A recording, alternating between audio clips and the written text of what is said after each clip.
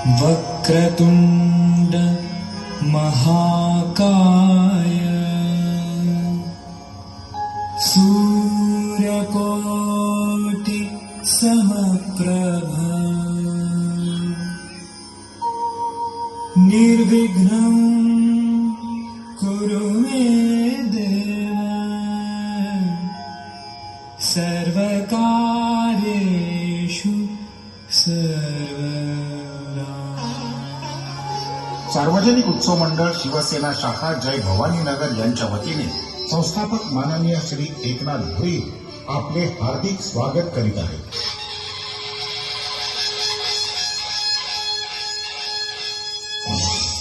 आणि आपला समोर सादर करत आहोत वेळीच सावधान अन्यथा विनाश अटळ आहे.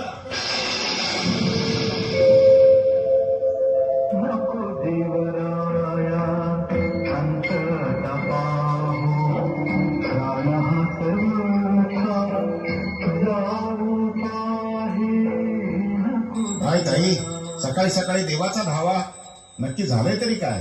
झालंय तरी काय, त्यापेक्षा चाललंय तरी काय असं विचारा. म्हणजे कळलं नाही, काय गंभीर विषय आहे? गंभीर विषय दुसरा कोणता असणार? जीवन मरणाचाच. जगावं की मरावं हाच मोठा प्रश्न आहे. मी तर म्हणते जगण्यापेक्षा मरण परवडलं. अगदी त्राही करून सोडले या उकाड्यानं. एवढा उकाडा जन्मापासून अनुभवला नव्हता. त्याला आपणच कारणीभूत आहोत ताई. त्याचे एकमेव कारण म्हणजे ग्लोबल वॉर्मिंग. ते काय असतं? ग्लोबल वॉर्मिंग म्हणजे जागतिक तापमानात होत असणारी वाढ. या वर्षी तर तापमानानं उच्चांक गाठलाय. सर्वसाधारणपणे माणसाला जगण्यासाठी 16 अंश सेल्सिअस या तापमानाची गरज असते. मात्र जवळपास 37 शहरांमध्ये हेच तापमान 45 डिग्री सेल्सिअसच्या वर गेलंय. अरे बापरे, एवढं तापमान? अहो, साधं दिल्लीच तापमान घ्या ना.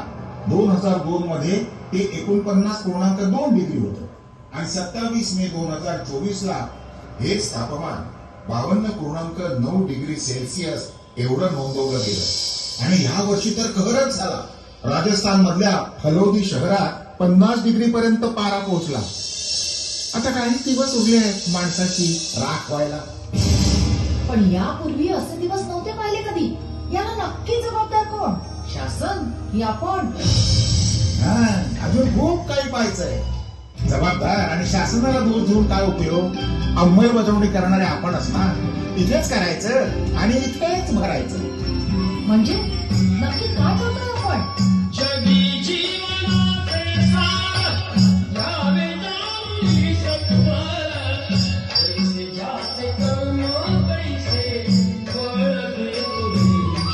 समजलं?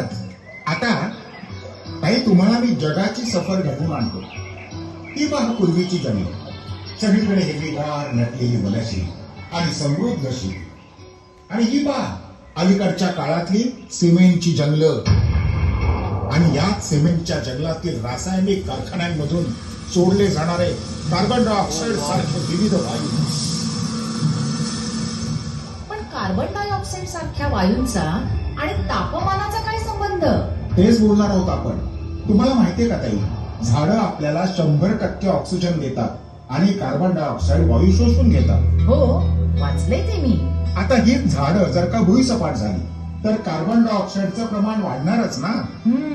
आणि त्यामुळे आपलं संरक्षण करणारा ओझोनचा थरही आता विरळ होत चालला आहे. त्यामुळे सूर्याची किरणं आता डायरेक्ट आपल्या पृथ्वीवर येत आहेत. कठीण आहे बुवा. कठीण नाही, महाभयंकर आहे.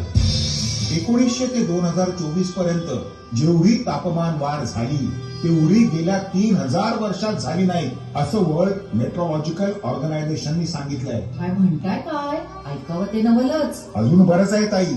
जागतिक तापमान वाढीमुळे आता ही पहा, दोन्ही ध्रुवावरील ग्लेशियर्स, हिमनद्या वितळत आहेत. समुद्राची पातळी वाढते आहे. एवढंच काय, तर 2013 ते 2022 या काळात दरवर्षी 4.5 मिलीमीटरनं समुद्राची पातळी वाढते आहे. त्यामुळे काय होईल हो? आपण तर सुरक्षित आहोत ना. गोड गैरसमज आहे ताई तुमचा. 21व्या शतकाच्या अंतापर्यंत तापमान 2 ते 5 डिग्री सेल्सिअसने वाढेल आणि मग सुरू होईल एक मानवी विनाश.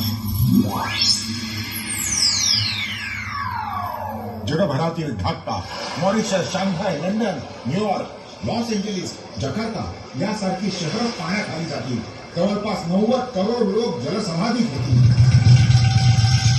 आणि आपल्या मुंबईचं काय हो? मुंबईचं काय वेगळं होणार आहे? मुंबई आणि उपनगर सागरी तळाला जातील. पार कल्याणपर्यंत सारं काही जलमय होईल आणि मुरबाडला चौपाटी होईल. बाप रे, म्हणजे आता जगाचा विनाश जवळ येत चाललाय. तर पण याला जबाबदार कोण? आपणच. विनाशकाले विपरीत बुद्धी, मानवी अहंकार, दुसरं काय?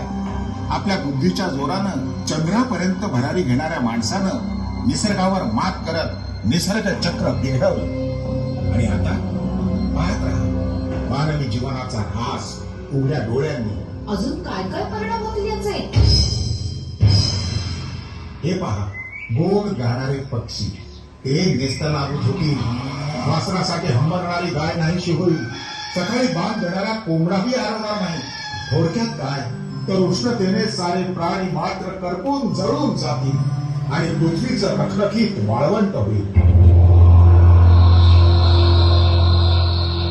आता तर पोटात भीतीचा गोळा चालाय. अजून खूप काही आहे ताई. ऋतुचक्र नष्ट होईल, नद्यांची पातळी वाढेल, ऊन पावसाचा खेळ सुरू होईल, संपूर्ण पृथ्वी जलमय होईल. देवा तुझी दुनिया अशी रे कशी, देवा तुझी दुनिया अशी रे कशी, न्यारा न्यारा घडत ह्या दर दिवशी, न्यारा न्यारा घडत ह्या. म्हणजे आता हळूहळू सगळं संपतच चाललंय म्हणायचं की.